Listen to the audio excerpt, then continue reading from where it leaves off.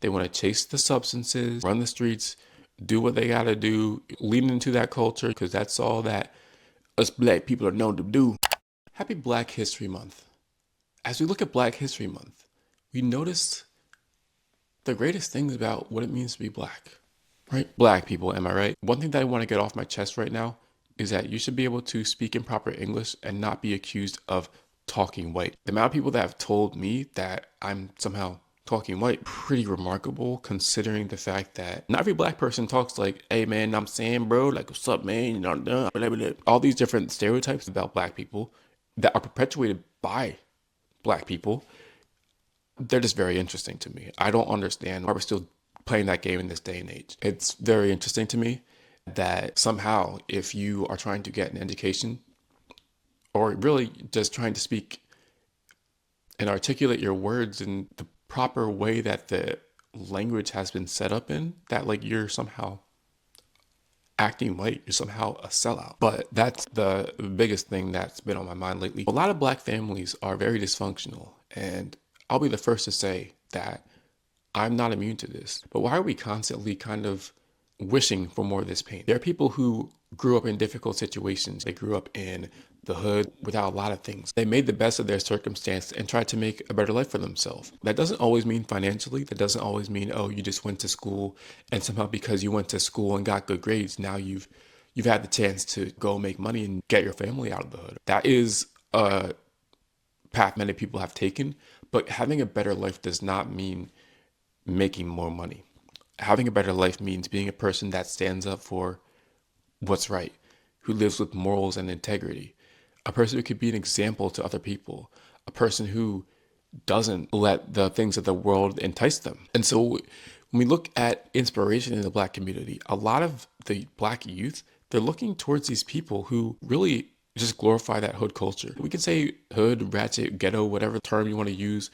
That whole idea is pretty much that black people cannot do anything else other than perpetuate that cycle of living that life that's pretty much trauma induced. And it's just not true. There's so many people who have done better for themselves. They've made themselves examples of what we can aspire to be.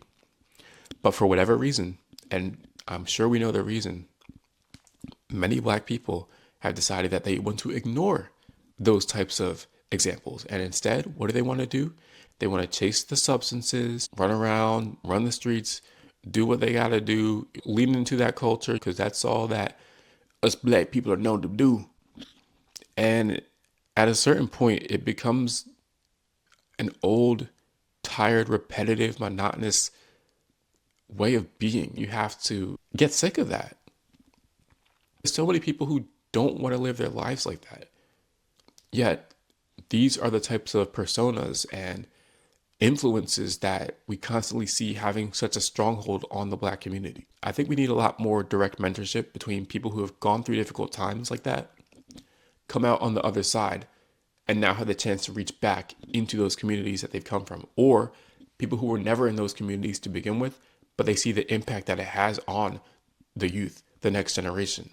We need these people to begin to reach back out to the struggling community because there are so many issues. It's not just financial, it's spiritual, it's deep, it's within people's souls, their essence of being, where these issues are severely hindering black people and they're also preventing black people from even seeing what's wrong to begin with. That can sound a bit contentious, yes, I know, but look, it's serious, it's real. You can argue because a lot of people want to argue, a lot of people want to say, oh no, if you point out anything that's negative or not trying to uplift certain behaviors, somehow you're automatically hating on the black man, you're hating on the black woman, you hate black people, you're a sellout, you're this or that. But like that type of thinking is what's holding us back to begin with. Something else that happens with a lot of black people is that they idolize celebrities who are black on no merit, really. It's really just on the fact that they're black. And you'll be really surprised if you haven't already looked into this. You'll be really surprised to find out that a lot of your so-called favorite black celebrities are doing a lot of immoral things behind the scenes. And I'm just gonna leave it at that. Some people like to separate the art from the artist or the creator from their craft and whatever. At the end of the day, you have to stand for something that is moral. And a lot of us, honestly, just don't, because we want to feel like we're somehow getting closer to that person, because we feel as though if we can be a fan of that person, we can somehow latch on to their success and gain part of the status that they've achieved. And it just doesn't work like that. These celebrities do not care about you. These celebrities say they love you and they don't. They just want your money. They don't care about you as an individual. If you were to disappear off the face of the earth, they would not care at all.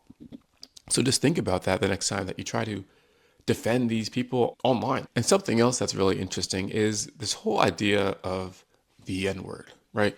So why are so many black people constantly accusing other races of being racist towards them, but then they constantly use the N-word among each other? Black people will try to say that they are reclaiming the N-word, whether it ends with an R or an A. To me, anytime they're using a word that has a sense of indecency and a sense of profanity, even just a hint of it, whether it's in the modern day or because of some connotation from the past, anytime that you use that word, you're perpetuating the cycle of essentially making it acceptable. And I don't care what the audience is, whether you're among your friends, colleagues, whatever the case is. When you use that word, especially among mixed community, you're calling each other that. You're referring to other people as that. All you're doing is making other people feel emboldened to use that word with you and against you. So don't be surprised then when you see other people use that word towards you as part of pushing their narrative, whatever the narrative may be. On that note, let's talk about how other types of people view black people. How can you really get to know what these other people's views are? Well, you have to expand your circle beyond just being full of black people. A lot of races, ethnicities, nationalities, whatever the case, they will try to expand their social circle to get to know other people. Every group has their own cliques and tribes that they want to stay in. With any group of people, Indians, black, you have that. It's just a thing. And it's not inherently good or bad.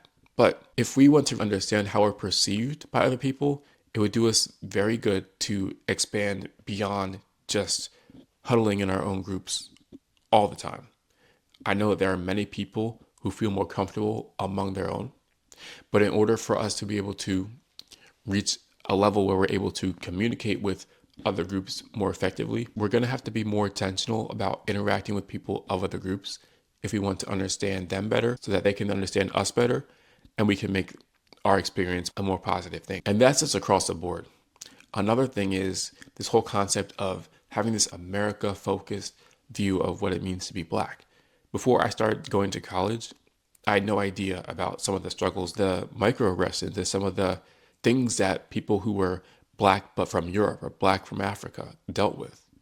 The breakdowns of cultural differences between black people from different countries in Africa, between people from Nigeria versus people from Kenya versus people from Sudan. Growing up with the education system I was under, I was just taught to think, oh, they're all just African and that's it. They're all a monolith. But no, black people are not a monolith. That goes for all black people, no matter where they live or where they are. I think we can really do a lot of things better if we can just unite ourselves instead of trying to let all these different nuances and differences divide us. There's enough people already trying to divide black people as it is. There's no point in us trying to help them out in doing that. If we want to improve our experience and better understand each other, we have to start with ourselves and really holding ourselves accountable to the future that we say we want to have.